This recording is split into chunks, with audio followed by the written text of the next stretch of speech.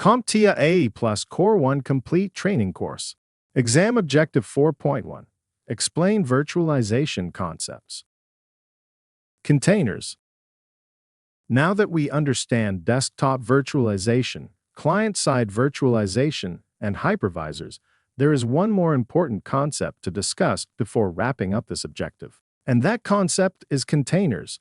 A container is a lightweight method of packaging and running an application along with everything it needs to operate. This includes the application itself, the libraries it depends on, configuration files, and other required supporting components. By packaging all of these pieces together, a container ensures that the application behaves the same way no matter where it runs. Whether the container is deployed on a developer's laptop, a company server, or a cloud environment, the application inside the container will operate consistently because all of its required components travel with it.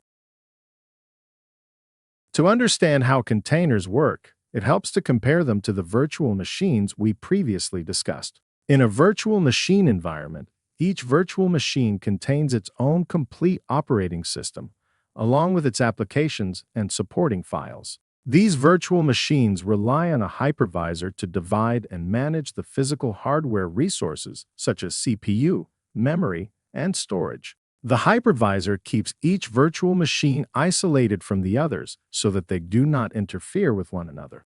While this design provides strong separation between systems, it also means that each virtual machine requires additional system resources because every instance includes a full operating system. This increases storage usage and memory requirements, and it can take longer for a virtual machine to start up.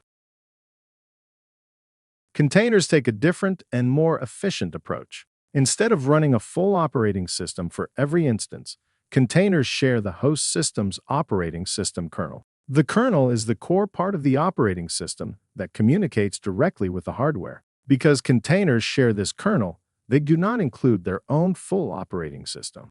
This means that containers are dependent on the operating system of the host system. In other words, a container must run on a system that uses the same type of operating system kernel. For example, containers built for a Linux environment run on a Linux host system. This is different from virtual machines, which can run completely different operating systems because each virtual machine includes its own full operating system. Because containers share the host operating system kernel, multiple containers can run on the same system while still remaining logically isolated from one another. Each container behaves as if it has its own environment, but in reality, they are all using the same underlying operating system resources. Since containers do not require a full operating system, they are significantly smaller and can start up much faster than traditional virtual machines. This efficiency makes containers especially useful in modern application development and cloud computing environments. Developers can package an application inside a container and move it easily between systems without worrying about differences in software versions or missing dependencies. For example, a web application that runs inside a container on a developer's laptop can be deployed to a testing server or a cloud platform with confidence that it will behave the same way, as long as the host system supports the same operating system environment required by the container. It is important to understand that containers are not intended to completely replace virtual machines.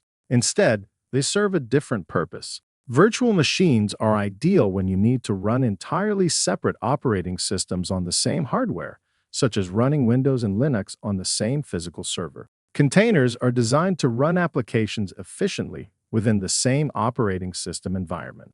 In many real-world environments, these technologies are often used together. For example, an organization might run several virtual machines on a server using a hypervisor, and then run multiple containers inside those virtual machines to host individual applications. This approach allows administrators to combine the strong operating system isolation of virtual machines with the speed and efficiency of containers.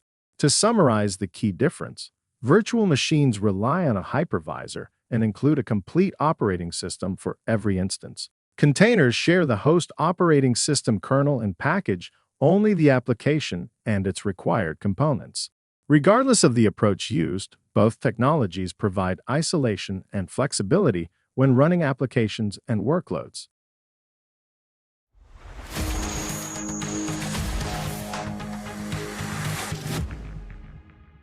Thank you for watching. Subscribe for more great content.